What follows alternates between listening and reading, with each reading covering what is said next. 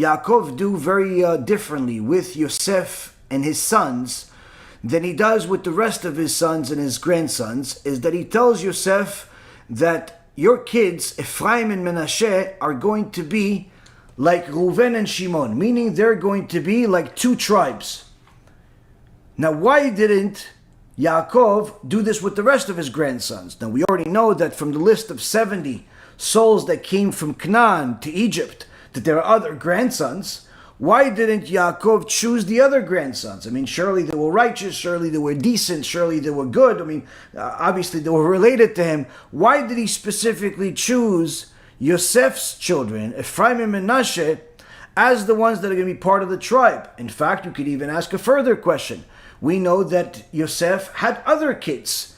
Some say he had other kids at this time. Some say he had kids later on in his life. But needless to say, he had other kids. And Yaakov specifies that only these two sons are going to be an addition to the tribes, not your other sons, not your other children. Meaning not only not the other grandkids, but also not even Yosef's other kids, where there's something clearly special about Ephraim and Menashe. Now, one of the things that we see here is that Yaakov Avinu is giving us a hint.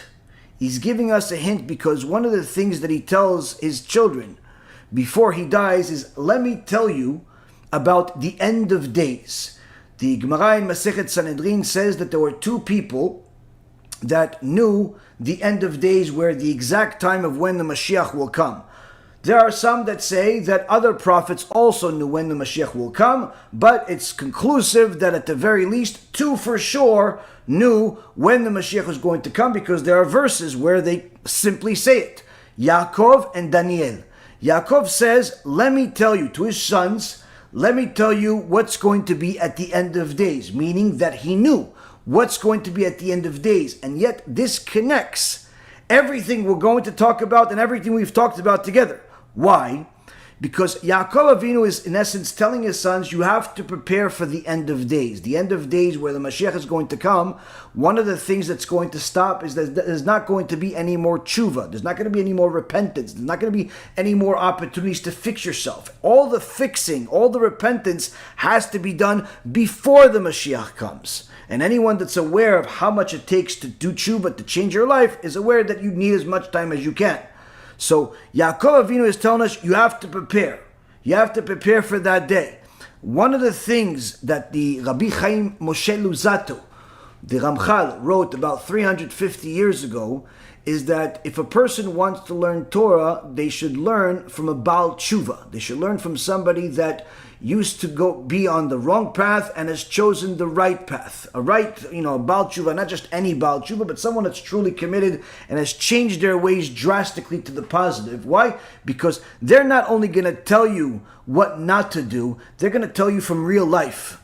They've chosen that choice. So here Yaakov Avinu is telling us these two sons, Ephraim and Menashe, are different than the rest of the sons. Why? The rest of the grandkids, they lived under my umbrella, Yaakov says. They lived under my umbrella. The yeshiva we had under our umbrella in Canaan. There's the yeshiva of Shem and Evel. There was the yeshiva of Yaakov. They lived a frum life. They live a religious life. All they saw was Yaakov and his sons, and that's it. They saw religious people their whole life. Whereas your sons, Ephraim and Menashe, all they saw were non-Jews. They saw Egyptian idol worshippers. That's all they saw. So why is that a good thing? Because despite them living among the non-Jews, they still remained righteous. They still remained loyal to the Torah. That makes them unique. That puts them in the same caliber as the rest of my sons, the rest of the tribes. They're also able to overcome major obstacles. The rest of the grandkids, we don't know if they're able to overcome these obstacles because they were never tried. And we don't want to necessarily try them for no reason. It's like you don't want to necessarily send your kid to an unknown school if you're not really sure who's going to teach and what they're going to teach. Lest you find out that they're teaching your kid that's a boy to be a girl, and they're teaching your girl to be a boy, and chas v'shalom, they're trying to teach your kid that he should be even a different religion. In today's schools, you never know. It's 50-50 shot if even your kid's even going to make it with all the school shootings they have in America here.